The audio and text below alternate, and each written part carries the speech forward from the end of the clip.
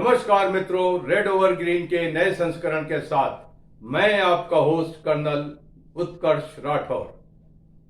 मित्रों, आज गाजा पट्टी चलते हैं, जहां इजरायली सेना ने गाजा पट्टी के उत्तर और दक्षिण से एंट्री कर ली है। गाजा पट्टी अपनी सुरंगों के लिए मशहूर है। आइए देखते हैं कि इजरायली सेना इन सुरंगों से कैसे निपटेगी। इस स्केच में एक सुरंग का लेआउट दिखाया गया है। EN एंट्री है, यहां से सुरंग में घुसा जा सकता है।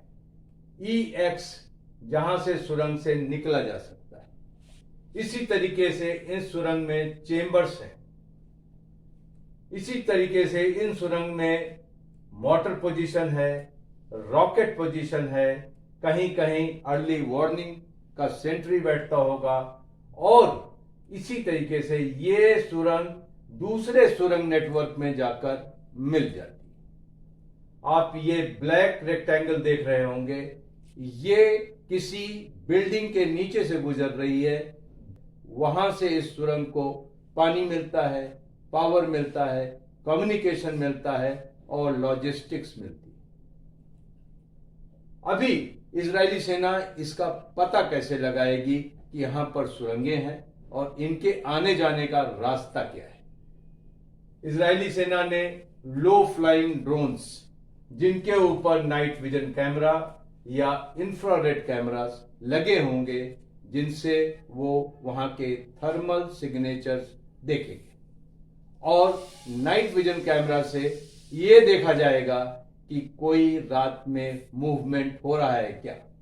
चूंकि अधिकांश नागरिक गाजा पट्टी छोड़कर नीचे जा चुके हैं, तो अभी जो मूवमेंट होगा वो हमास के लड़ाकों का माना जाएगा। इसी तरीके से इस नेटवर्क के साउथ में समुद्र है और यही एंट्री और एग्जिट पॉइंट इस तरफ भी होंगे, ताकि लड़ाके समुद्र का फायदा उठाकर या तो लेबनान की तरफ चले जाएं या तो मिस्र की तरफ चले जाएं।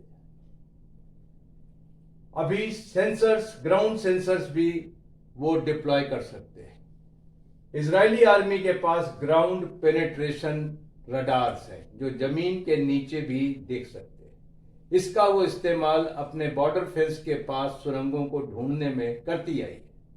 इजरायली सेना इन रडार्स की भी मदद लेगी। एक बार सुरंगें पता चल गई तो इजरायली सेना उनके साथ क्या करेगी? पहली चीज है, उन्हें सील करेगी।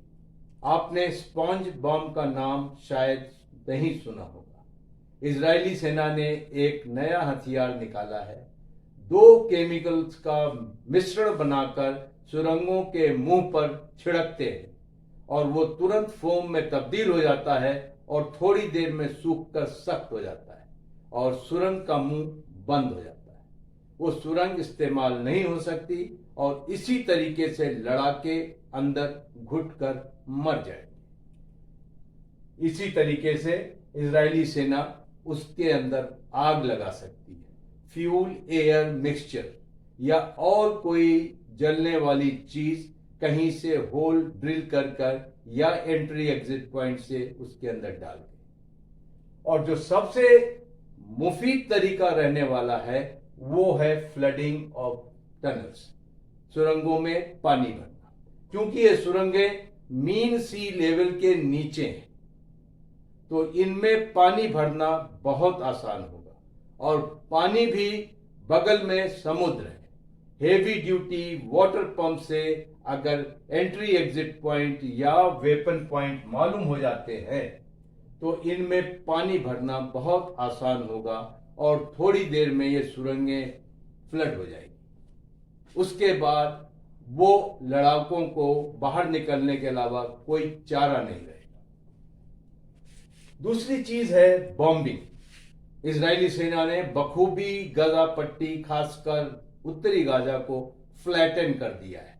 सारी खड़ी बिल्डिंग्स को गिरा दिया है ताकि हमास के लड़ाके उन बिल्डिंग से स्नाइपर फायर न कर सके, एंटी टैंक गाइडेड मिसाइल्स न मार सकें और ऊंचाई से इजरायली सेना को आता हुआ न देख सके। उनकी छतों से शोल्डर फायर्ड मिसाइल्स दागकर इजरायली सेना के हवाई जहाज या हेलीकॉप्टर्स को निशाना न बना सके। इन सब चीजों से इजरायली सेना यहां पर सुरंगों को पता करेगी। एक और चीज जो कर सकती है वो है रेकिंग, जिसमें अगर सुरंगों का कोई क्रॉस सेक्शन मिलता है, जैसे आप यहां देख रहे हैं, तो इनके बीच में एक होल ड्रिल करके अंदर सब्सटेंशियल क्वांटिटी में एक्सप्लोजिव 1/2 टन 2 टन रख कर अगर एक्सप्लोड किया जाता है तो ट्रेमर से ये सुरंगें अंदर अंदर कोलैप्स कर जाएंगी और इसके अंदर लोग ट्रैप हो जाएंगे। अभी यह है कि इन्हीं सुरंगों में हमास लड़ाकों के अलावा होस्टेज भी बंद है। होस्टेज कहां है वो पता नहीं है। इजरायली सेना का फुल फ्लेजेड ऑपरेशन शायद इसीलिए रुका हुआ है। लेकिन जिन सुरंगों को हमास अभी तक अपनी मजबूती मानता था, वो धीरे धीरे उसके लिए एक जेल बन के सामने आ रही है। अब हमास के पास सिर्फ 2 ही विकल्प है, या तो इन सुरंगों में दम घुट घुट कर मर जाए या बाहर निकले और इजरायली सेना से लड़ाई करें। और इजरायली सेना इन सुरंगों के मुहाने पर पहले से उनका इंतजार करते हुए बैठ रही है। लेकिन हमास को कम आंकना भी गलती होगी। 2 दिन पहले हमास ने तेल अवीव पर फिर से रॉकेट दागे और इन्हीं खंडहरों के बीच से न जाने वो कहां से निकल आते हैं और रॉकेट फायर कर देते हैं। और ये भी बात है कि सेंट्रल गजा और साउथ गजा में भी सुरंगें हैं और वहां भी हमास के लड़ाके हैं। हमास के लड़ाके कुछ अभी नॉर्मल पब्लिक सिविलियंस के साथ भी मिल जाएंगे ताकि उनका अरेस्ट मुश्किल हो और उनकी लड़ाई साउथ और सेंट्रल गजा से खासकर रॉकेट अटैक, मॉर्टर अटैक जारी रहेगा। ये थी कुछ जानकारी जो रेड ओवर ग्रीन आप तक पहुंचाना चाहता था कि इस सदी का सबसे बड़ा टनल वॉरफेयर जो हम होते हुए देख रहे हैं उसमें क्या कुछ हो सकता है। आज के लिए सिर्फ इतना। बहुत जल्द मुलाकात होगी। जय हिंद।